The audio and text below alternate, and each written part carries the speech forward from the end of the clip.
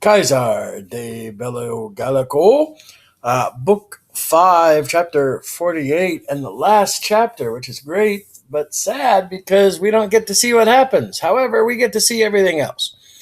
Caesar, with the plan of him, that's Labienus's plan to stay back and guard the rear against the Treueri, having been approved, although, concessive clause, going to Caesar, having been disappointed from, ablative separation phrase, from the opinion, or the hope, you could almost say expectation of 3 legions, this genitive descriptive, had returned the plan to two legions. However, he was placing one as an aid of the common safety in expedition. What does that mean? Well, however, he was placing one legion, one,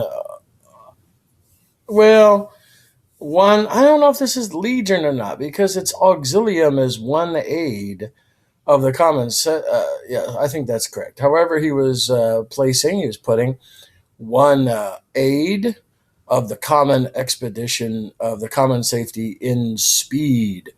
So, therefore, what he lacks in forces, he adds in numbers. Therefore, he comes, ablative means phrase, by great marches into the territories of the Nerii. There, indirect statement clause signal, he knows out of captives what, indirect question appears, what was happening, what's happening among at Cicero's place, in the presence of Cicero, and in what great a danger the matter is. This is why it's subjunctive, is because it's indirect question from cognoscit. Then persuadet, he persuades, takes the dative as the object phrase, one out of the Gallic horsemen, by means, again, of great rewards. You got to make sure people are paid. That, probably, I would say, indirect command, that he carry an epistle to Cicero. He sends this letter, having been written in Greek characters, so therefore it's probably ablative of manner, right? Or means, having been written in Greek characters, lest the epistle be intercepted, lest, so that the epistle be having been intercepted, ablative absolute clause, our plans, lest our plans be known by the enemies. So it's a negative purpose.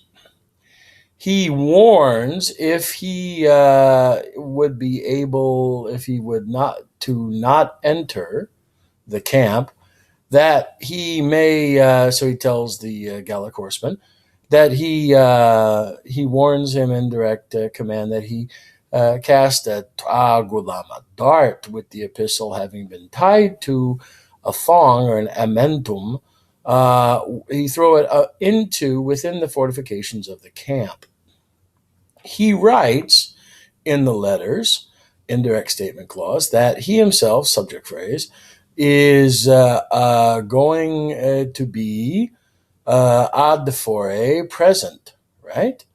Having shut out, circumstance clause, having been about to be present speedily with the legions. He encourages him, hortator, ut plus probably relative, ut plus purpose, or actually indirect commanding him, that he retain his ancient pristine virtue, strength. The Gaul, having feared the danger, doesn't go into camp. Instead, he sends, throws the dart, the spear, that as it had been ordered. Neuter, notice it's everyone following Caesar's orders. This spear, tragulum, stuck to the tower by chance. So it didn't get into it, just hit one of the siege towers. Nor est supplied as was it perceived, ablative of time within which, in 2 days by our soldier boys. Ablative place phrase, on the 3rd day. Why is this ablative of time within which? because it's plural. This is singular. On the third day, it is seen, ablative source phrase, ablative means phrase, by a certain soldier having been taken down. That would be the hike. That would be the tragula. It is subject phrase carried to Cicero. He reads it aloud, having been read through in the assembly of the soldiers. So, having read through it first, he reads it aloud in the century of soldiers and shows effects. Probably,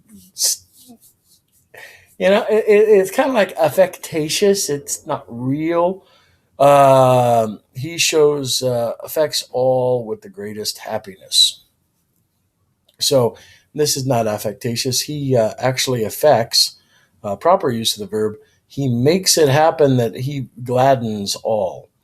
Then the smokes of the fires were being seen from a distance, which thing banished all doubt of the approach of the legions. So, of the approaches of the legions. So, therefore, the guys are seeing the marching camps. Moving a little ahead here is just so we know, and since I have a little time, since we're not going to be reading this, uh, the Gauls, which thing having been known through their spies, leave the siege. Oh my goodness! They say, "Well, let's stop attacking Cicero. Let's go to Caesar." They set out to Caesar with all their forces. Those were around 60,000 of armed men. Now, that's the tough part because Caesar only has 2 legions at the most, 6,000 guys. So 10-1.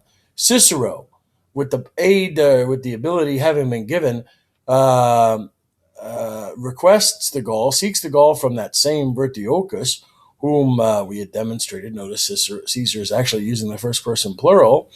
We had demonstrated Bard who would carry letters to Caesar. Say, Caesar, the guys are coming. He admonishes this guy. He tells this guy that he, in direct command, make the march cautiously and diligently. He writes in the letters, the enemies have departed from me, or himself, and all the force have turned to him. With which letters, having been brought to Caesar around the middle of the night, he makes his guy is informed. He says, "Hey, buddies, they're coming," and he strengthens them in spirit to fight. Get out there and fight. Go kill them. On the following day, he moves the camp at first light, and having advanced around 4,000 paces, 4 miles, he beholds the multitude of the enemies beyond the great valley and the rivulet, small river. It was a great thing of danger to fight with such forces in an unfavorable position. Then, since he was knowing that Cicero, having been freed from the siege, and therefore he was thinking that it was to be relaxed altogether about the speed, he sat down. So he's thinking, well, Cicero's relieved. I'm going to take the fight. And he fortifies the camp. He doesn't go to fight 10-1. He says, let's build a camp. Okay, we had a camp 4 miles away. Let's build another one because this is where we're going to fight. Too bad Tiberius and Sabinus and Cotta didn't think that. In a place most favorable. You want to make sure that if you're going 10-1, you're fighting in a most favorable place. And however, he contradicts these. He contracts these in the narrowness of the ways, which as soon as possible. So, in other words, he's making a small camp. Although they were small by themselves, scarcely 7,000 of men, especially with no baggage. By that plan, that he come into the highest contempt. In other words, he's going to say, "I'm going to look really small to the enemies."